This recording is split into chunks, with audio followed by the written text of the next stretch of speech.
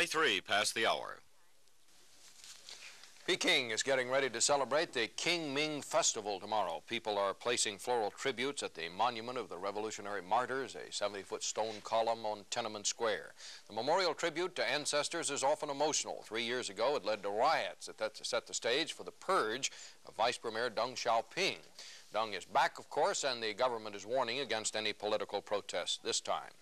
Despite the improving relations between the United States and China, the life of an American diplomat in Peking is still rather lonely and isolated, and the Chinese are still keeping their distance from Americans, at least when it comes to meaningful discussion. We have a report on that from Bernard Kalb. Time for a lunch in Peking. Americans mixing with Chinese this way is one thing, but Chinese striking up conversation with Americans is another thing. It rarely happens. It's as though the Chinese, who are still shaking off the impact of the Maoist years of national self-isolation, have drawn a line between themselves and people from the outside world.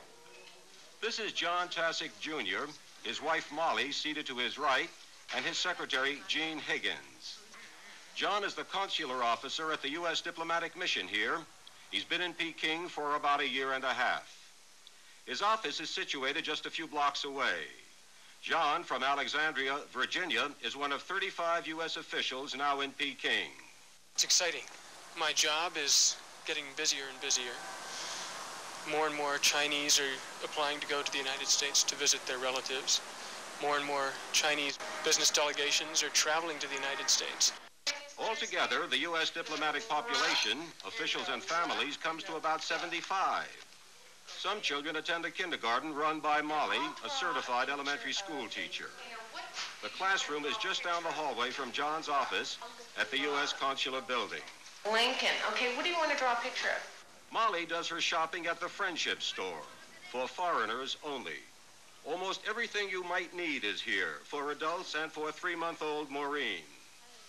This is a convenience, but perhaps it's also Peking's way of discouraging foreign contacts with the Chinese people.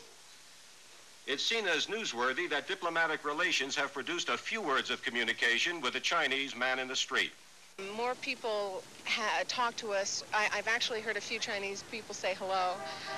People will recognize you if they know you on the street, and that was never heard of before.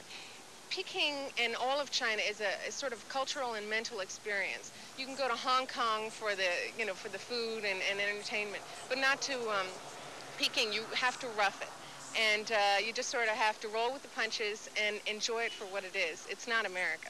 This is what's called the diplomatic ghetto, 3 apartment complexes set aside exclusively for foreigners. Foreign diplomats do not need to be reminded that the lives they live here are circumscribed by the Chinese authorities.